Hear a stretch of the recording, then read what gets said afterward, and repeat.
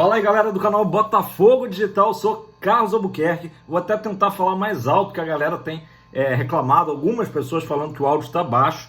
Eu não estou usando microfone já faz muito tempo, tá, galera? No início do canal, quem me acompanha sabe que eu usava microfone, só que não estava compensando, a qualidade não estava tão boa. Voltei a usar, né, só mesmo o microfone do celular, tá? Então, falar aqui bem alto, tentar falar alto, né? Mas, de qualquer maneira, meta para 2024, quem sabe aí, comprar um microfone de melhor qualidade para usar aqui, né, para vocês conseguirem escutar bem. Pessoal, falando logo, notícias aí da Libertadores, né? A gente sabe que na pré-Libertadores, na primeira fase, melhor dizendo, da Libertadores, jogaram semana passada, enquanto o Botafogo enfrentava o Flamengo no Maracanã, o Aurora recebeu lá em Cochabamba, na Bolívia, o Melgar do Peru e venceu por 1-0, tá? O jogo ali foi meio xoxo e o GE acompanhou a partida. Eu acho que muita gente, eu mesmo, não viu o jogo, então é legal a gente ouvir a opinião do jornalista Ricardo Gonzalez, que acompanhou, né, o jogo do próximo adversário do Botafogo, né? Agora, quarta-feira da semana, depois de amanhã, né? Carnaval a gente fica meio perdido. Depois de amanhã, no mesmo horário, 9h30, aí é a vez do jogo de volta lá em Arequipa, né? Já ia dizer lá em Melgar, lá em Arequipa, no Peru, a equipe boliviana então carrega essa vantagem de poder empatar, né? Já que venceu 1-0, olha só, curiosidade, hein? O gol foi um gol de falta do Martín Alanis, e o Martín Alanis, ele é um cara de sorte, a gente pode dizer que é um cara de sorte na vida.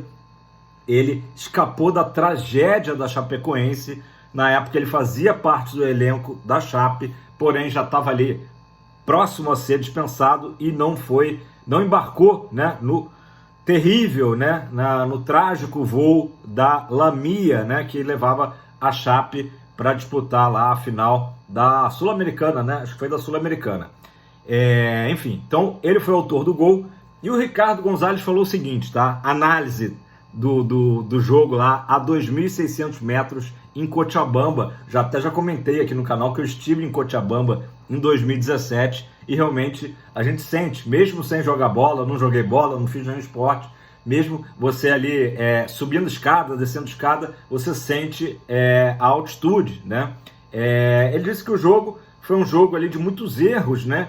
E apesar da vitória da equipe boliviana, ele acha que para o Botafogo seria melhor pegar o Aurora, tá? O Aurora deu muito espaço para o Melgar no primeiro tempo, o Melgar não aproveitou, né? Mas de qualquer forma, quem quer que seja que passe, tá? Ele acha que o Botafogo não vai ter problema nenhum, que os problemas do Botafogo são de fato, né, com o próprio Botafogo. O Botafogo precisa se acertar, né? Achar uma equipe, melhorar o psicológico, mas de qualquer forma, informações que a gente já esperava, né? Que não seria uma equipe aí, seja Aurora ou seja Melgar que passe, que vá trazer muitos problemas para o Fogão, mas é bom ficar olho vivo, né? Nunca tem moleza, né? A gente sabe disso. Então, quarta-feira agora, decisão da vaga lá em Arequipa, um pouco mais baixa, 2.300, tá? 2.600 Cochabamba, 2.300, também uma altitude razoável, né? Lá em Arequipa. Galera, o Luiz Henrique, ele fez um bate-volta lá na Espanha, junto com a sua esposa, né? Para comemorar o aniversário de um aninho da Ana Lu, né? Que inclusive foi no dia 7, dia do jogo com o Flamengo. Isso aí já estava acertado entre Luiz Henrique, direção do Botafogo, né? Dentro dessa novela aí que era a apresentação do Luiz Henrique, foi acertado justamente que ele até ia transferir a festinha que ia ser na quarta-feira para o sábado, né? Agora, e aí ele pôde jogar contra o Flamengo, voou para a Espanha, fez a festinha e aproveitou também essa passagem relâmpago lá por Sevilha para acertar detalhes da mudança, né? Que é normal, né? Acontece. Mas ele já é esperado nessa segunda-feira se representando o Botafogo, ou seja, como o Thiago Nunes deu 2 dias de folga na quinta e na sexta, o Luiz Henrique acabou perdendo só os treinos de sábado e domingo, beleza? Então é isso aí, mais uma vez, parabéns para a Ana Lu, 1 aninho de idade, né? E aí, devidamente comemorado, né? Mas eu já falei aqui, 1 ano de idade é uma festa mais para os familiares, né? Curtirem, a criança tá nem sabendo o que está se passando. Mas quem quer naturalmente homenagear é sempre legal. Pessoal, o site tá de volta. O site Chance de Gol, que eu falei tantas vezes durante o Brasileirão, tá de volta aí com seus percentuais, estatísticas, e aí deu o percentual de possibilidades do Botafogo se classificar no G4 do Carioca, ou seja, poder jogar as semifinais do Campeonato Carioca, algo que não aconteceu em 2023, tá? Então, percentual de chance do Botafogo um pouquinho abaixo da metade, tá? 49,1% de chances do Fogão se classificar. E uma curiosidade até, tá? O Vasco, que tem 12 pontos e tá acima do Botafogo, né? Tá dentro do G4, tem um percentual menor de chances, naturalmente, que é sempre usado ali para avaliar isso, os confrontos, a dificuldade dos confrontos. Inclusive o Vasco pega o Botafogo, né? Um confronto direto aí no Newton Santos, talvez isso aí tenha pesado. Então o Vasco tem 41,9%, tá? A dupla Fla-Flu tá bem na parada ali, ambos ali batendo 97%, já estão praticamente, né, carimbados na semifinal, e a outra equipe que está ali na disputa com um bom percentual, 63,2%, é justamente a Laranja Mecânica, da Baixada, o Nova Iguaçu, tá? É percentual alto. Então, assim, hoje, por essa estatística do portal Chance de Gol, a disputa da quarta vaga vai ficar justamente entre Botafogo e Vasco. Aí eu te pergunto, o Botafogo vai entrar com força máxima diante do Vasco, sabendo que é um jogo ali apenas 3 dias antes da nossa estreia na Libertadores contra Aurora ou Melgar. Então, é difícil. A gente acaba imaginando que o Thiago Nunes deve, talvez, lançar uma equipe ali mista, né? Entre titulares e reservas, para também não abandonar totalmente o Carioca. Tem cachorro chorando aqui, querendo... Não sei se quer sair, se quer carinho, se... Vamos que vamos. Galera, com o Damian Soares, né, lateral direito uruguaio, o Botafogo chegou a um número, igualou, né, um recorde que o Botafogo tinha, né, há tempos atrás, de 9 estrangeiros. É a famosa legião estrangeira do Botafogo, realmente muitos jogadores. E por que preocupa um pouco esse número, tá? Se na Libertadores não tem limite de estrangeiros, tá? É liberado. No Carioca tem limite de 7. Na Copa do Brasil, limite de 7 estrangeiros. E no Brasileirão, a mesma coisa, tá? Também 7 estrangeiros. O Botafogo hoje tem 9 estrangeiros. Vou listar aqui para vocês. Curiosidade, né? A nacionalidade que tem mais é justamente uruguaios, né? O Botafogo já tinha o Diego Hernandes, já tinha o Matheus Ponte e agora... com o Damian Soares, 3 uruguaios no elenco. Depois tem um paraguaio, que é o Gatito Fernandes. Aliás, o Gatito, eu não sei por que ele ainda... Eu achei que ele já tivesse a nacionalidade brasileira. Talvez ele consiga isso aí, porque já, né, mora muitos anos no Brasil, fala um português perfeito, né? Porque eu lembro que o Joel Carli conseguiu, né? Joel Carli, que naturalmente não é mais jogador, né? Gatito paraguaio. Argentino é o Alexander Barbosa, nosso zagueirão. Depois tem um equatoriano que ainda está se recuperando, né, de cirurgia, que é o Luiz Segovia. Venezuelano, baixinho, Jefferson Savarino. Angolano, o Bastos. E ainda tem um nicaragüense barra norte-americano, né? Acho que ele é nascido nos Estados Unidos, mas com dupla nacionalidade, o Jacob Montes, que também está contundido. Meu Deus do céu, só vai me fazer levantar no meio do vídeo. Aguenta mais um pouquinho aqui, Melk. Então, assim, gente, são 9 jogadores, mas tem o Luiz Segovia e o Jacob Montes em recuperação, né, de lesões. O Jacob Montes vai operar, o Luiz Segovia já operou, tá? Então, acho que não preocupa, mas o Botafogo está ali no limite. O Thiago Nunes tem que ficar muito atento, porque ele não pode relacionar para essas competições que eu falei, Carioca, Copa do Brasil e Brasileirão, mais do que 7 estrangeiros, sob pena aí, né, de dar problema, dar confusão. Gente, lembrando que o Botafogo recentemente emprestou outros 2 gringos, tá? 2 estrangeiros, o Valentim Adamo, uruguaio, que foi para o União Espanhola. Vou ter que levantar, galera. Pera aí, um minutinho. Aqui é assim, vida real. Vida real. problema é se daqui a pouco ele bater na porta, porque eles fazem isso, né? Arranham assim a porta, quero entrar, quero sair, quero entrar, quero sair. Então o Botafogo, voltando aqui, voltando ao vídeo, concentra, Carlos. Valentim Adamo, uruguaio, foi emprestado para a União Espanhola.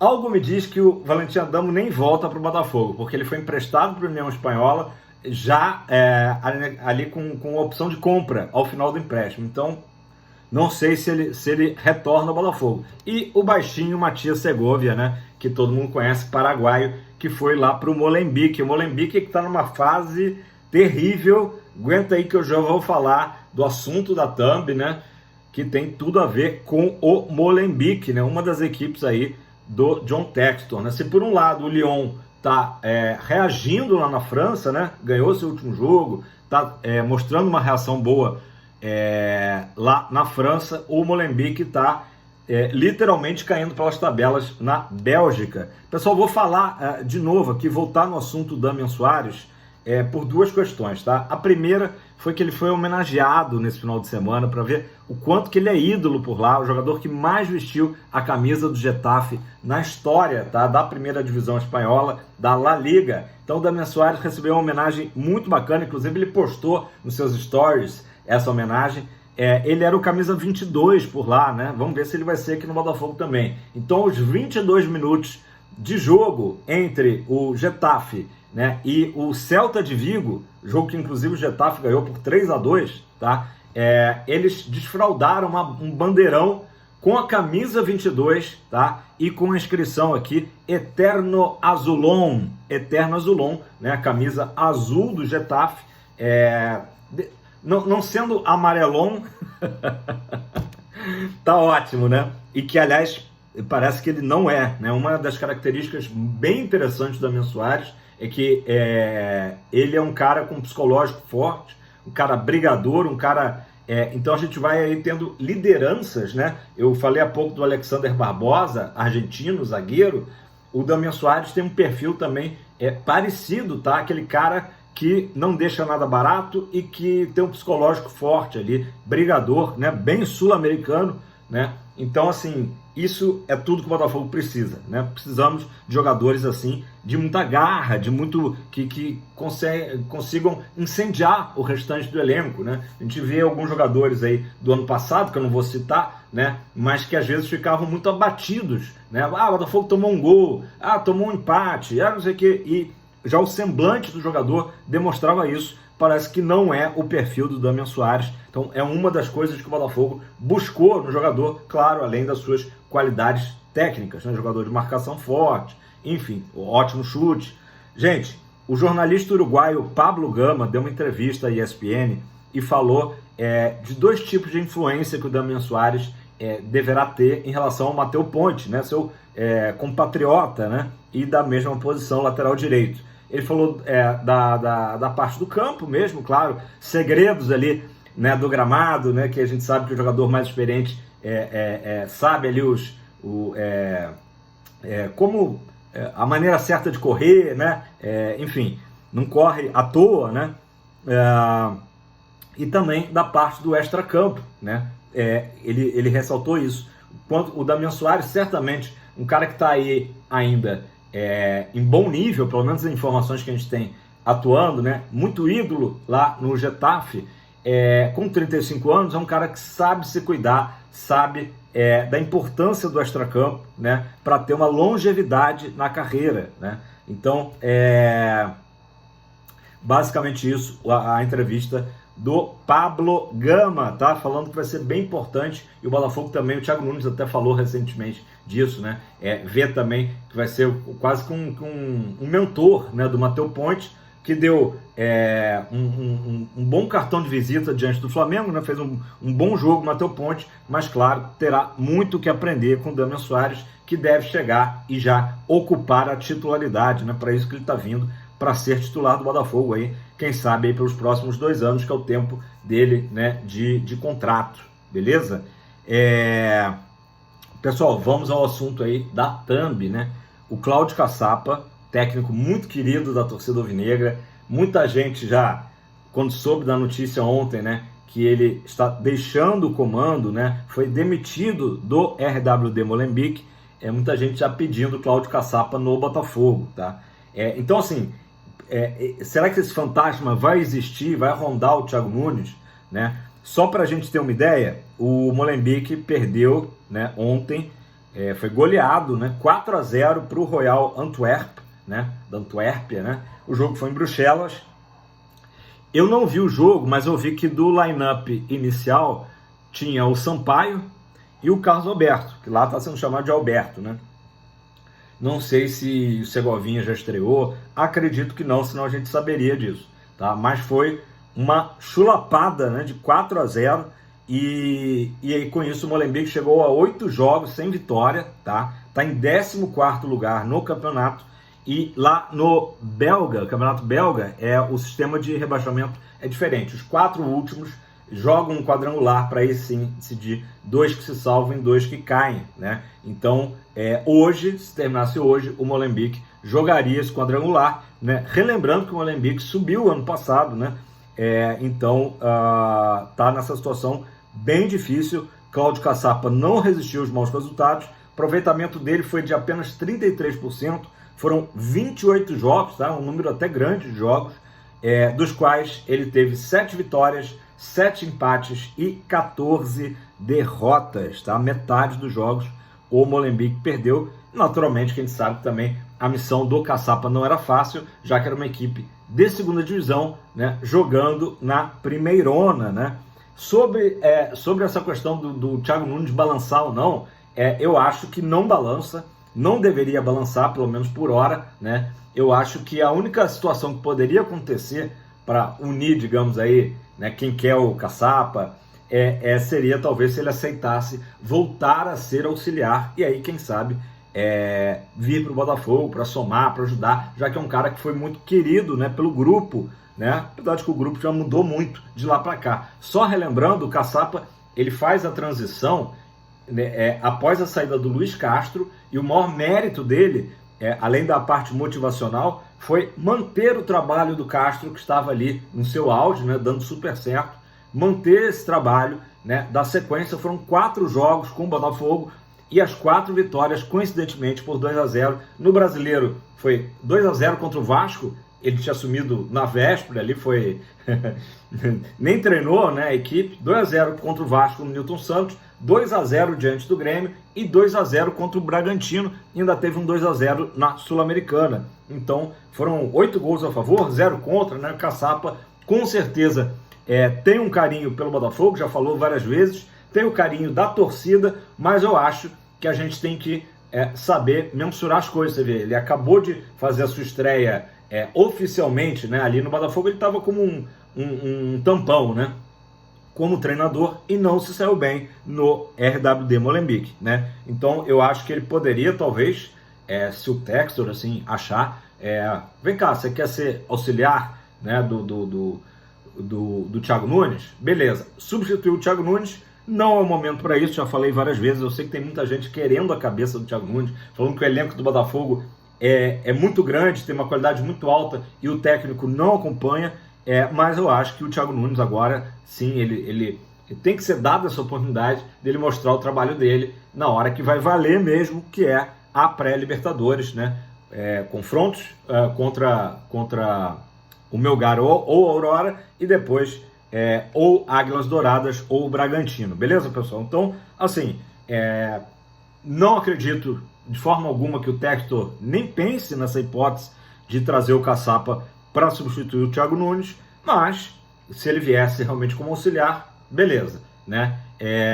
Independente de qualquer coisa, a gente tem carinho aí pelo Caçapa e desejamos boa sorte, seja qual for o próximo trabalho dele, né? Quem sabe até no Brasil, né? Ele é um cara que não descartou, muitos anos na Europa, né? Não descartou voltar ao futebol brasileiro. Pegou aquele gostinho, né? Com a torcida do Botafogo, com aquela grande fase que ele pegou do time, pegou o gostinho e depois, né, que ele sai do Botafogo, que ele até deixa nas entrelinhas de algumas entrevistas que ele teria ficado no Botafogo. A questão é que o Botafogo já tinha acertado com o Bruno Lage, infelizmente. É isso aí, galera. Pessoal, deixe seu like. Estamos chegando a 20 minutos. Se você assistiu até aqui é porque curtiu o conteúdo em pleno carnaval. Eu sei que o canal, muita gente não está conseguindo assistir porque é um feriado aí atípico, né?